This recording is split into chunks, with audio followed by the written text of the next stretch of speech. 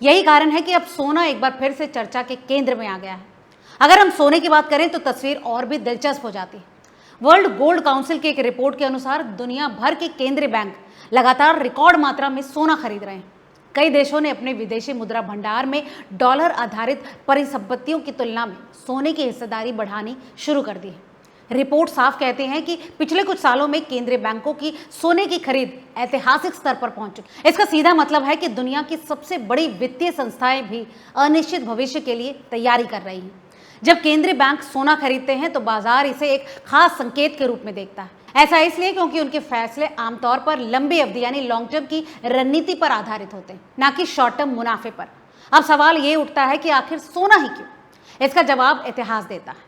जब भी दुनिया में युद्ध, आर्थिक संकट, बैंकिंग संकट, मुद्रा संकट या फिर शेयर बाजार में भारी गिरावट आती है, निवेशक अक्सर सोने की तरफ भागते हैं। 2008 के वित्तीय संकट के बाद भी सोने की कीमतों में जबरदस्त तेजी देखने को मिली।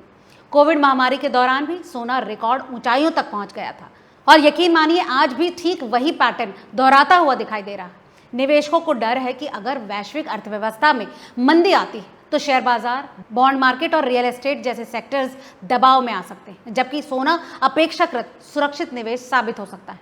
भारत में भी इसका असर साफ दिखाई दे रहा है। सोने की कीमतें लगातार नए रिकॉर्ड बना रही है। दोस्तों, जून 2026 की शुरुआत में 24 कैरेट सोना लगभग 1.5 लाख रुपए प्रति 10 ग्राम के स्तर के आसपास पहुंच चुका था। वहीं बात अगर कुछ साल पहले तक की करें तो यही कीमत 50 से 60 हजार रुपए प्रति 10 ग्राम के दायरे में थी। यानी कुछ ही सालों में सोने ने निवेशकों को असाधारण रिटर्न दिया। यही वजह है कि अब आम इन्वेस्टर से लेकर बड़े संस्थागत निवेशक तक सोने में दिलचस्पी दिखा रहे हैं। लेकिन यहाँ एक खास बात समझनी जरूरी है। केवल मंदी की आशंका से सोना लगातार ऊपर नहीं जाता।